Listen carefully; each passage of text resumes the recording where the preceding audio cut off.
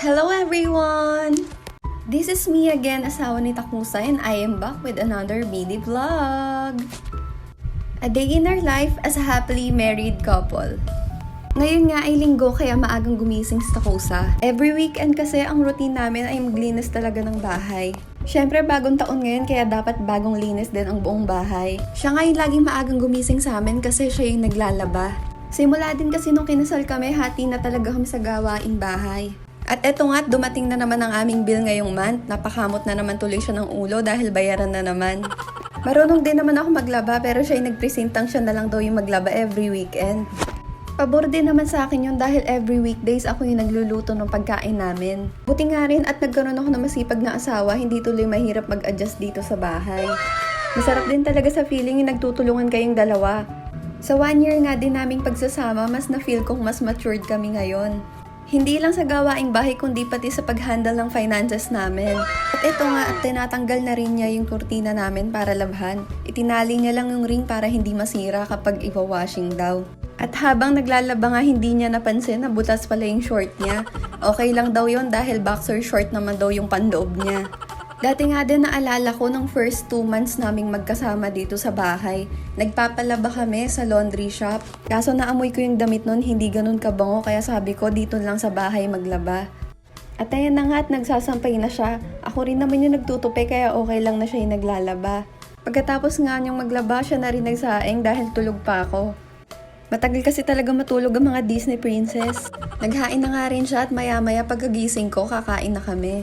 At sa wakas nga ay natapos na rin siyang maglaba at magsampay ng mga damit. Eto nga rin yung kagandahan kapag mag-asawa kayo, yung nakabukod na kayo. Yun bang pwede niyong gawin lahat kahit gumising kayo ng tanghali, hindi nakakahiya. Yun bang kahit hindi ganun kalaki basta maayos na titirahan, pwede na. Ngayon nga din ay nagising na ang Disney princess.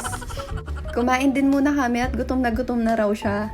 Habang kumakain kami, may konting kwentuhan at chismisan syempre.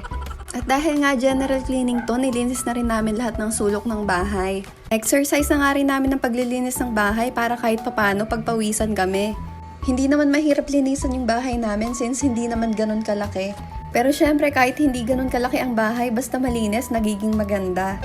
Para na din kung sakaling may biglaang bisita, hindi nakakahiya. Kung nagkaroon nga rin kami ng sariling bahay, naging masipag na rin kaming maglinis. Kami lang din naman kasi yung gagawa nito. Tsaka ang sarap din kasi sa feeling na ang linis-linis ng bahay mo, ang sarap matulog. Sobrang bilis nga talagang lumipas ng panahon. Dati yung mga magulang lang natin yung mga naglilinis ng bahay. Pero ngayon may sarili na tayong bahay at tayo na yung naglilinis. Sana nga ay lahat tayo ay magkaroon ng bahay na matatawag nating sa atin. Oo, mahirap siya kung titingnan pero hindi imposible. At pinunasan ko na nga rin itong sofa namin. Kaya nga pala ang dami-daming nililinis na Takusa kasi ako rin naman yung magmamap mamaya. Kaya hati rin kami sa paglilinis ng buong bahay.